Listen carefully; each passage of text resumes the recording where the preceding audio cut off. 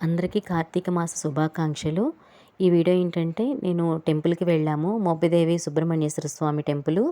ఆ టెంపుల్‌లో మేము పాల పొంగలది పెట్టుకున్నాం అనమాట. మా చెల్లి వాళ్ళ పిల్లలకి అక్షరాభ్యాసము అండ్ చెవికాళ్ళు కుట్టించడానికి తీసుకెళ్ళాం అక్కడికి. సో, అక్కడ ఈ పాల పొంగలి పెట్టడానికి ఇదంతా కూడా నేను చిన్న వీడియో తీశాను జస్ట్ అంతే.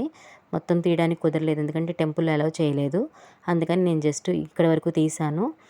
మనకి టెంపుల్‌కి దగ్గరగానే ఇవన్నీ కూడా మనం పాలు పొంగల్ పెట్టుకోవాలన్నా అండ్ మొక్కుబడులు తీర్చుకోవాలనుకున్నా సరే పుట్టింటికలు కానీ లేదంటే చెవికాళ్ళు కుట్టించుకోవాలన్నా చెవులు కుట్టించుకోవాలన్నా అక్షరాభ్యాసం చేయించుకోవాలన్నా అలాగే మనము అన్నప్రాసన ఉంటుంది కదా అన్నప్రాసన చేయించుకోవాలన్నా అలా ఏ మొక్కుబడులు తీయించుకోవాలన్నా కూడా పక్కనే కొంచెం దూరంలోనే మనకి ఈ ప్లేస్ ఉంటుంది అనమాట. అక్కడ మోపిదేవి గుడి పక్క దగ్గరలోనే ఇవన్నీ కూడా మనం అక్కడ తీర్చుకుని పాలు పొంగల్ పెట్టుకుని మనం అప్పుడు టెంపుల్కి వెళ్ళాలి.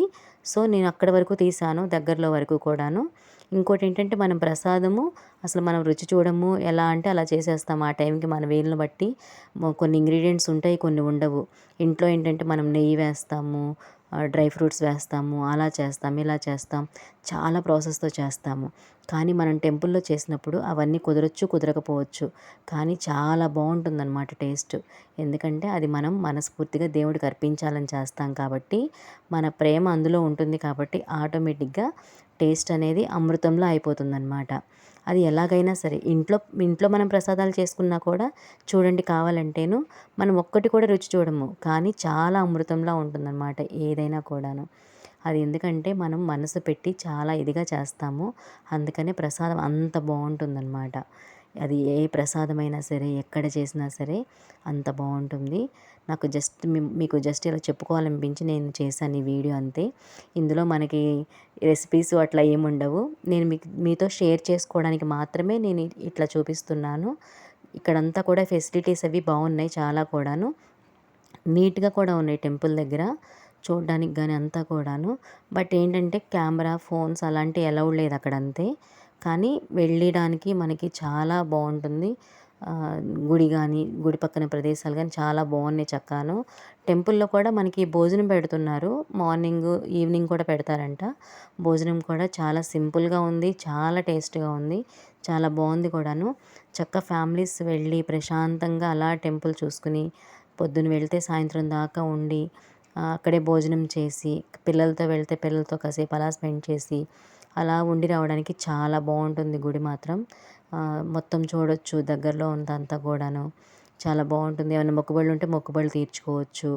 అలాగే అన్నీ చూసుకుని ప్రశాంతంగా వెళ్ళి రావడానికి చాలా బావుంటుంది గుడి. లోపలైతే మాత్రం ఇంకా బావుంది. బట్ ఏంటంటే లోపల ఫోన్లు, కెమెరాలు అలౌడ్ లేవు కాబట్టి నేను లోపల ఏం తీయలేకపోయాను. సారీ ఏమనుకోవద్దు. మీరు కంపల్సరీగా చూడవలసిన గుడి అనమాట అది. మనకి కృష్ణా జిల్లాలో మోపిదేవి గుడి, సుబ్రహ్మణ్యేశ్వర స్వామి టెంపుల్ ఉంటుంది. చాలా బావుంటుంది. ఎవరికైనా వీలుంటే మాత్రం ఇటువైపు వచ్చినా, లేకపోతే దగ్గరలో ఉన్న వాళ్ళైనా సరే ఒక్కసారైనా చూడవలసిన గుడి అనమాట అది పక్కాగా కూడాను. వీలుంటే ట్రై చేయండి గుడికి వెళ్ళడానికి. చాలా ప్రశాంతంగా ఉంటుంది. ఫ్యామిలీతో వెళ్తే మాత్రం నిజంగా చాలా బాగా ఎంజాయ్ చేస్తారనమాట ఆ టెంపుల్‌కి. పిల్లలతో వెళ్ళినా కూడాను. ఇంకోటేంటంటే కొంచెం మనకి ఏదైనా ఫుడ్ తీసుకువెళ్తే బెటరు పిల్లలతో ఉన్నప్పుడు. చూడండి ఒకసారి. బట్ చాలా బావుంటుంది. అందరికీ ఇంకొకసారి కార్తీక మాస శుభాకాంక్షలు. ధన్యవాదాలండి అందరికీ కూడాను.